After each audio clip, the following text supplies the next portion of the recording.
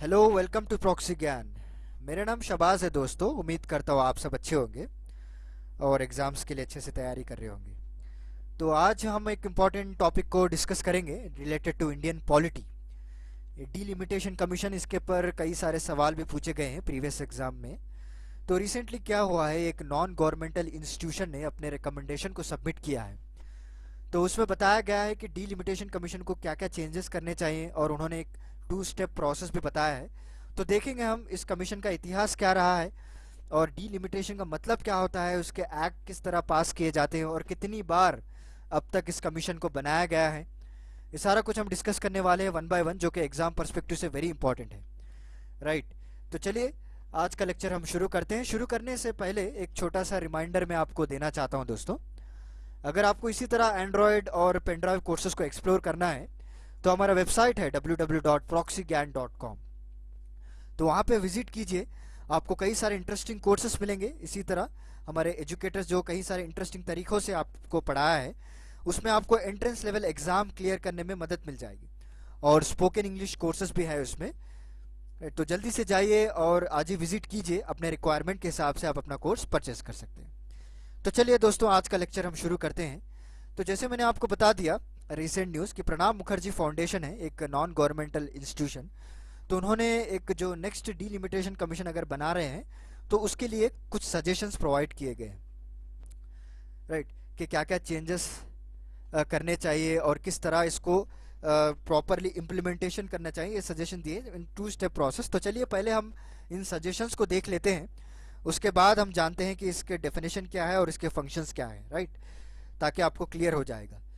देखिए पहले suggestion, this is very important, कि इन्होंने 2 स्टेप प्रोसेस को बताया है। अगर आप डीलिमिटेशन कमीशन बनाना चाहते हैं तो एज पर 2031 सेंसस के हिसाब से आप बनाइए। जैसे आप देख रहे हैं 2031 सेंसस के हिसाब से आपको इस कमीशन को कॉन्स्टिट्यूट करना चाहिए। और रीऑर्गेनाइजेशन ऑफ स्टेट्स एक्ट, जो उसे स्टेट रीऑर्गेनाइजेशन एक्ट भी कहते हैं, इस एक्ट को जो है 1951 में लाया गया था। तो उस एक्ट के तहत आपको कई सारे स्टेट्स डिवाइड किए गए थे ऑन लिंग्विस्टिक बेसिस, यानी लैंग्वेज के बेसिस पर। और पहला स्टेट जो फॉर्म हुआ था लैंग्वेज बेसिस, क्या आप बता सकते हैं कौन सा पहला स्टेट फॉर्म हुआ था? इट्स एपी, आंध्र प्रदेश, जो तेलुगु रीजनल लैंग्वेज के पर उस स्टेट को बनाया गया था। राइट। तो स्टेट रीऑर्गेनाइजेशन एक्ट को फिर से अमेंड करना चाहिए और अमेंड करके कुछ चेंजेस लाना चाहिए, और जितने भी बड़े स्टेट्स हैं उनको और जो स्मॉलर वंस पे कन्वर्ट करना चाहिए। तो this are the 2 suggestions which was given by Pranab Mukherjee foundation. तो उन्होंने ये बताया है इस कमीशन, इस रिपोर्ट के द्वारा, कि पहली बात तो आप अपना जो कमीशन अगर आप बना रहे हैं तो 2031 यानी 2031 पे आप 2031 सेंसस के हिसाब से आप बनाइए डिलिमिटेशन कमीशन को। और जो भी स्टेट्स बड़े स्टेट्स है उसको स्मॉलर वंस में कन्वर्ट कीजिए। Right, this are basically 2 suggestion. तो चलिए आगे बढ़ते हैं, हम इसके डीलिमिटेशन के मतलब के बारे में जान लेते हैं। देखिए डीलिमिटेशन का लिटरली मतलब यही है कि एक बाउंड्रीज को फिक्स करना और एक लिमिट्स को बनाना, ताकि जो भी पॉपुलेशन है वहाँ की वो इक्वल वोट और इक्वल रिप्रेजेंटेशन हो, चाहे वो लोकसभा हो, स्टेट लेजिस्लेटिव असेंबली हो। ऐसा नहीं है कि जहाँ पे ज़्यादा पॉपुलेशन है वहाँ पे ऑब्वियसली ज़्यादा सीट्स दो और जितना कम पॉपुलेशन है वहाँ पे कम सीट्स दिया जाए।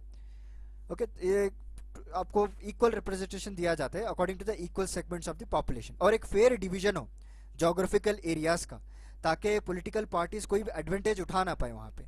राइट, क्योंकि हमारे इंडिया में तो आप सभी लोग जानते हैं यहाँ पे 1 वोट 1 वैल्यू चलती है।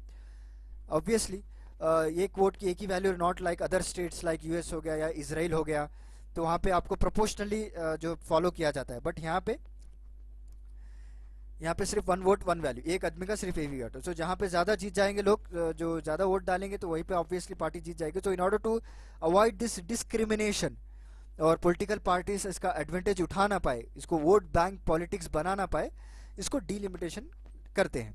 राइट, ताकि इस प्रॉपर बाउंड्रीज को फिक्स करने के लिए according to the population. Okay, so under article 82 की हम बात करें तो इस आर्टिकल 82 पार्लियामेंट को पावर देता है कि एक डीलिमिटेशन एक्ट को बनाया जाए आफ्टर एवरी सेंसस।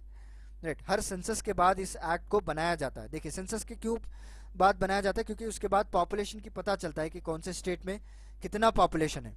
राइट, ताकि उसके बाद अगर ये एक्ट को पास किया जाएगा, article 82, this is very important दोस्तों, एग्जाम में भी पूछा गया है कि कौन से आर्टिकल के तहत पार्लियामेंट को पावर दिया जाता है कि डीवी लिमिटेशन एक्ट को पास किया जाए। इट्स 82। कई लोग कंफ्यूज कर लेते हैं 81 के अंदर, नॉट, इट्स 82। ओके, सो जब ये एक्ट एक बार बन जाता है तो यूनियन गवर्नमेंट अपना कमीशन बना सकती है, जो डीलिमिटेशन कमीशन है उसको बना जा सकती है, राइट। और इसको कौन अपॉइंट करते हैं? प्रेसिडेंट के द्वारा इसको अपॉइंट किया जाता है, हम आगे जाकर पढ़ेंगे। और द फर्स्ट जो डीलिमिटेशन कमीशन बनी थी वो आपको 1950-51 बनी थी, right. This is also very important general knowledge के लिए। और इसका एक्ट कब पास किया गया था? 1952 में। देखिए, अब तक 4 बार इस कमीशन को बनाया गया था। एक तो 1952 हो गया, उसके बाद फिर सेंसस हुआ 1963 में बनाया गया, फिर उसके ठीक 10 साल बाद यानी 11 साल 73 में फिर बनाया गया, फिर बाद में अगर आप देखें तो सीधा 2002 में इसको बनाया गया था। तो there is a long gap, 80s 90s में कोई डीलिमिटेशन कमीशन बना ही नहीं, राइट। 1981 ले लीजिए, 1991 ले लीजिए, उसके सेंसस के बाद तो कोई लगा नहीं। उसका रीज़न मैं आपको आगे बताऊंगा कि क्यों 2 बार डीलिमिटेशन कमीशन बना नहीं, क्योंकि एक्चुअली अगर आप कैलकुलेशन के हिसाब से देखें तो आप 6 to 7 टाइम्स बन जाना चाहिए, राइट। सो बट अभी सिर्फ 4 बार ही बना है, तो इसका हम आगे डिस्कस करेंगे क्यों बना नहीं पाए हैं। तो डीलिमिटेशन कमीशन के बारे में हम जान लेते हैं। इसको कौन अपॉइंट करते हैं? प्रेसिडेंट ऑफ इंडिया, जो हमारे राष्ट्रपति हैं, अभी रामनाथ कोविंद जी अगर हैं तो वो अपॉइंट करेंगे। और किसके साथ मिलकर जो कोलैबोरेशन किया करते हैं? Election commission of India. और इसमें कौन कौन रहते हैं कमीशन में? एक तो रिटायर्ड सुप्रीम कोर्ट जज हो गए, चीफ इलेक्शन कमिश्नर, ऑब्वियसली ये तो पूरा वोटिंग के रिलेटेड है तो चीफ इलेक्शन कमिश्नर रहेंगे, आप इस तरह याद कर सकते हैं। और हर एक स्टेट में टेरिटोरियल कॉन्स्टिट्यूंसी को डिवाइड किया जाता है पॉपुलेशन के हिसाब, तो बेसिकली स्टेट इलेक्शन कमिश्नर भी रहेंगे आपको, राइट। सो इस तरह आप कॉम्पोजिशन याद कर सकते हैं। This is also very important, right. पहली बात, it's related to the voting, तो आप चीफ इलेक्शन कमिश्नर को इंक्लूड कर लीजिए। और दूसरी बार जो है ये पॉपुलेशन डिवाइड किया जाता है अकॉर्डिंग टू सेंसस, यानी हर स्टेट का होगा तो स्टेट इलेक्शन कमिश्नर भी आएंगे। और इसे कौन अपॉइंट करते हैं दोस्तों? Appointed by president of India, right.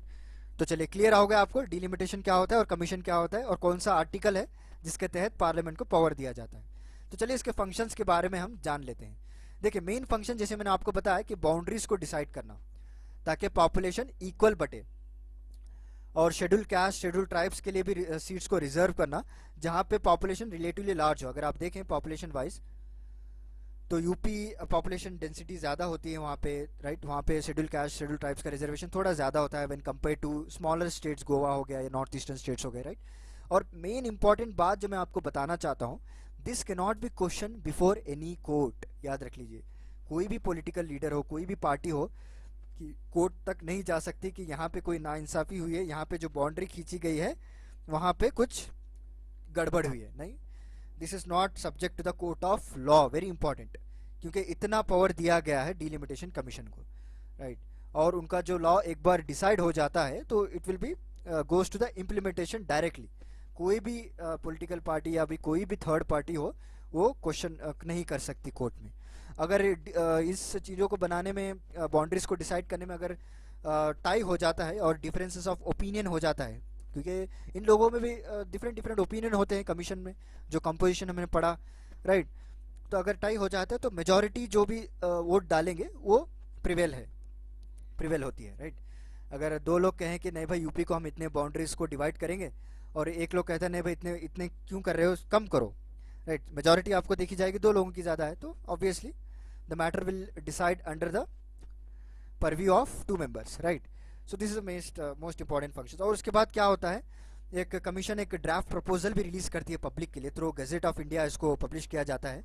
और कई सारे रीजनल लैंग्वेज न्यूज़पेपर में भी पब्लिश किया जाता है कि किस तरह से इन्होंने डिवाइड किया। और पब्लिक सिटिंग्स भी कंडक्ट करते हैं लोग, ताकि पब्लिक का भी ओपिनियन लेना ज़रूरी है, right. It's all about the matter of public people, तो उनके भी कई सारे ओपिनियंस को लिए जाते हैं, चाहे रिटर्न ले लीजिए या फिर ओरल रिप्रेजेंटेशन ले लीजिए, राइट। अगर उनको लगता है इस कमीशन को हाँ भाई थोड़े चेंजेस करने चाहिए, क्योंकि पब्लिक का भी डिफरेंट ओपिनियन रहता है और उनको उनके ओपिनियंस पसंद आते हैं, तो फिर से इसको ड्राफ्ट को चेंज किया जाता है, राइट। और फाइनली आपको इंडिया जो गजेट है उसको पब्लिश किया जाता है, which is specified by the president. इसके बाद प्रेसिडेंट के पास जाती है, प्रेसिडेंट फाइनलाइज करते हैं और पब्लिकली इसको पोस्ट किया जाता है, right. This are the few functions. तो पहले आपको बता दिया कि बाउंड्रीज को डिसाइड करना, शेड्यूल कास्ट शेड्यूल ट्राइब्स के सीट्स को रिजर्व करना, और मेन बात यह है कि कोई क्वेश्चन नहीं कर सकता कोर्ट में, राइट। और ये ड्राफ्ट प्रपोजल निकालते हैं, मैं सब आपको शॉर्टकट में बता रहा हूँ। उसके बाद पब्लिक ओपिनियन लेते हैं, फिर से ड्राफ्ट बनाते हैं, अगर अच्छा लगा हो उसके बाद प्रेसिडेंट के सामने पेश किया जाता है, right. So this are the functions of delimitation commission. तो चलिए अभी मैं आपका उसका सवाल का जवाब देता हूँ कि क्यों दो बार, जो 1981 ले लीजिए 1991, क्यों दो बार डिलिमिटेशन कमीशन बनाई नहीं गई थी। देखिए जब 42nd अमेंडमेंट एक्ट आया था 1976 में, तब जो लोकसभा और स्टेट लेजिस्लेटिव असेंबली के सीट्स थे उसको फ्रोज कर दिया गया था, राइट। क्योंकि 1976 से 1980 से अगर बात ले ले तो पॉपुलेशन कंट्रोल प्रोग्राम गवर्नमेंट बहुत चला रही थी उस समय में, ज़माने में, राइट। ताकि उस वक्त पॉपुलेशन बहुत ज़्यादा बढ़ता चले जा रहा था तेज़ी से, तो गवर्नमेंट ने सोचा कि पॉपुलेशन कंट्रोल प्रोग्राम करते हैं, राइट। और उसके वजह से क्या हुआ, साउथ के जो स्टेट्स थे, जो केरला हो गया, कर्नाटक हो गया, यूपी था, तो उन्होंने अच्छा परफॉर्म किया पॉपुलेशन कंट्रोल करने में। सो वेर एज अगर आप नॉर्थ स्टेट देखें, यूपी, बिहार, तो वहाँ पे they will not able to control the population. उसकी वजह से क्या हुआ, इम्बैलेंस हो चुका है, राइट। तो उसकी वजह से क्या हुआ, 1971 को फ्रोज कर दिया गया था। उस वक्त का जो सेंसस था उसके हिसाब से सीट्स को अलोकेट कर दी गई थी। फिर दोबारा क्या हुआ, 84th अमेंडमेंट लाया गया 2001 में, और ये जो बैन लगाया गया था 25 साल के बाद, इसको फिर बढ़ाया गया था 25 साल तक। जो इसको बैन था वो एक्सटेंड कर दिया, राइट। 1971 जो सेंसस है उसके बेसिस पे ही आपको 2026 तक ये आपको सीट्स दिए जाएंगे लोकसभा लेजिस्लेटिव असेंबली में, राइट। फिर इसके बाद 87th अमेंडमेंट एक्ट आया 2003, तो उसमें क्या हुआ, on the basis of 2001 census में आपको डिसाइड कर दिया जाए। अभी प्रेजेंटली 2001 सेंसस में आपको उस बेसिस पे ही आपको सीट्स टेरिटोरियल कॉन्स्टिट्यूंसी डिवाइड किया जा सकता है, राइट। तो अगर आप देखें तो population according to last census उसको 50 करोड़ फीस कर दिया गया, विच 50 ईयर्स हैज ग्रोन। अभी 50 साल हो चुके हैं, 130 करोड़ की आबादी हो गई है। Then it's time to bring one more delimitation commission और प्रॉपरली डिवाइड किया जाए, राइट। तो this is about the present status जो मैंने आपको बता दिया। और क्या क्या प्रॉब्लम्स है इसमें, देखिए प्रॉब्लम्स यही है कि अगर पॉपुलेशन कंट्रोल अच्छा किया है तो साउथ लोगों को, तो उनको कुछ रिवॉर्ड मिलना चाहिए। ऐसा नहीं है कि उनके साथ ना इंसाफी हो और जहाँ पॉपुलेशन ज़्यादा वहाँ पे सीट ज़्यादा हो पार्लियामेंट में। This is not correct, right. वो लोग ने इंडिया का जो गवर्नमेंट ऑफ इंडिया का जो प्रोग्राम है उसको बढ़ा चढ़ा कर प्रमोट किया है, फैमिली प्लानिंग को। इसके वजह से उन्होंने वहाँ पे पॉपुलेशन कंट्रोल किया। They will must deserve some kind of encouragement, right. तो उसकी वजह से अब वापस से इसको कमीशन करना ज़रूरी है। और 2008 के जो डिलिमिटेशन जब किया गया था 2001 सेंसस के बेसिस पे, तो जो सीट्स थे असेंबलीज, लोकसभा ले लीजिए, राज्यसभा भी, वो 1971 के हिसाब से ही कर रहे हैं लोग, अभी चेंज ही नहीं किया है उसको। और जितने भी सीट्स है लोकसभा राज्यसभा में, आपने पढ़ा भी होगा 550 एंड 250 पे फ्रोज कर दिया गया है, राइट। इस सारे को चेंजेस करने के अभी टाइम आ चुका है, क्योंकि पॉपुलेशन हमारा ज़मीन आसमान का फ़र्क हो चुका है दोस्तों, क्योंकि 50 साल हो चुके हैं, राइट। तो चलिए उम्मीद करता हूँ आपको आज का मेरा लेक्चर अच्छा लगा होगा। तो चलिए मिलता हूँ फिर मैं अगले लेक्चर्स के साथ कुछ इंटरेस्टिंग टॉपिक के साथ। तब तक के लिए धन्यवाद दोस्तों।